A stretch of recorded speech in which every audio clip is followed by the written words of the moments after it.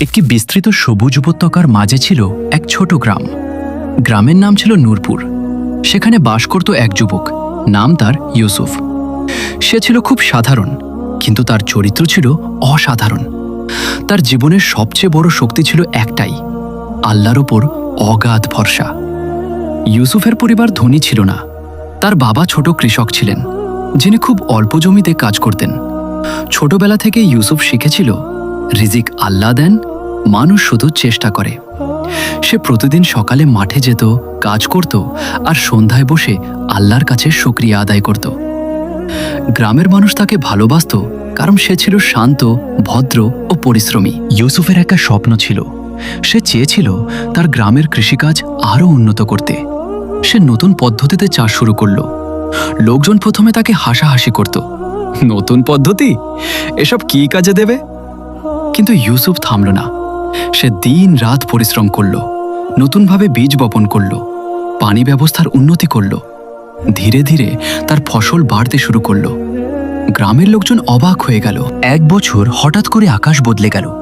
বৃষ্টি বন্ধ হয়ে গেল, মাটি শুকিয়ে যেতে লাগল, নদী-নালা শুকিয়ে গেল। গ্রামের সবাই ভয় পেয়ে গেল। ইউসুফের ফসলও ধীরে ধীরে নষ্ট হতে লাগল। মানুষ বলল, সব শেষ হয়ে যাবে। কেউ কেউ গ্রাম ছেড়ে চলে যেতে শুরু করল। কিন্তু ইউসুফ একদম ভেঙে পড়ল না।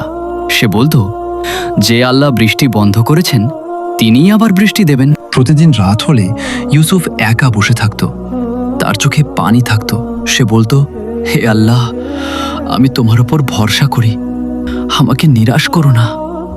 তার দোয়া ছিল গভীর, নিঃস্বার্থ এবং সত্যিকারের। সময়ের সাথে সাথে গ্রাম দুই ভাগ হয়ে গেল। এক দল বলল, আল্লাহর ওপর ভরসা করাই যথেষ্ট।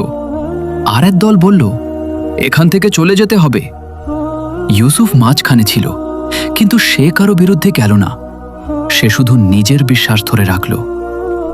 একদিন ইউসুফের পরিবারের খাবার শেষ হয়ে গেল।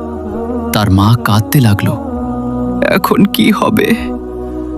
ইউসুফ কিছু বলল না, শুধু আকাশের দিকে তাকালো। সেই রাতে সে মাঠে গিয়ে দাঁড়ালো। শুকনো জমি, ফাটা মাটি, কিছুই নেই। সে বলল, হে আল্লাহ, আমি আর পারছি না, কিন্তু আমি তোমার উপর ভরসা রাখি। হঠাৎ মাটির এক জায়গা থেকে ভেজা ভাব বের হতে লাগলো। ইউসুফ কাছে গিয়ে মাটি সরালো। একটি ছোট পানির ঝর্ণা বের হয়ে আসছে। সে বিশ্বাস করতে পারছিল না। সে কাঁদতে কাঁদতে সিজদায় পড়ে গেল। গ্রামের একজন ধনী লোক, ফারুক, ইউসুফের সফলতা দেখে হিংসা করতে শুরু করল। সে ভাবল, এভাবে চলতে দেওয়া যাবে না। সে একটি পরিকল্পনা করল। একটি চুরি করা বস্তু ইউসুফের ঘরে লুকিয়ে রাখল। পরদিন সবাই ইউসুফকে দোষী ভাবল। কেউ তার কথা শুনল না। গ্রামের মানুষ তাকে গ্রাম ছাড়তে বলল। ইউসুফ কোনো অভিযোগ করল না। সে শুধু বলল, আল্লাহ আমার অবস্থা জানেন। সে গ্রাম ছাড়ল একা। দীর্ঘ পথ, গরম বাতাস, শূন্যতা। ইউসুফ হাঁটতে লাগল। তার কাছে কিছুই ছিল না, শুধু ঈমান ছিল। একদিন এক কাফেলা তাকে দেখতে পেল। তারা তার জ্ঞান ও আচরণ দেখে মুগ্ধ হল। তারা তাকে সঙ্গে নিল। ধীরে ধীরে ইউসুফ রাজ্যের গুরুত্বপূর্ণ ব্যক্তিদের নজরে আসলো। তার বুদ্ধিমত্তা, সততা এবং ন্যায়বোধ সবাইকে মুগ্ধ করল।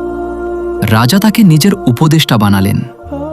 বছর পরে সেই ধনী লোকের ষড়যন্ত্র ধরা পড়ল। সত্য সামনে এলো। গ্রাম বুঝল তারা ভুল করেছিল। ইউসুফ ফিরে তাকালো না অতীতের দিকে। সে বলল, আল্লাহ কখনো দেরি করেন না, তিনি সঠিক সময়ে সঠিক ফল দেন। এই গল্প আমাদের শেখায়, পরীক্ষা আসবেই, মানুষ কষ্ট দেবে, কিন্তু আল্লাহর ওপর ভরসা হারালে চলবে না। যে ভরসা রাখে, আল্লাহ তাকে কখনো একা রাখেন না।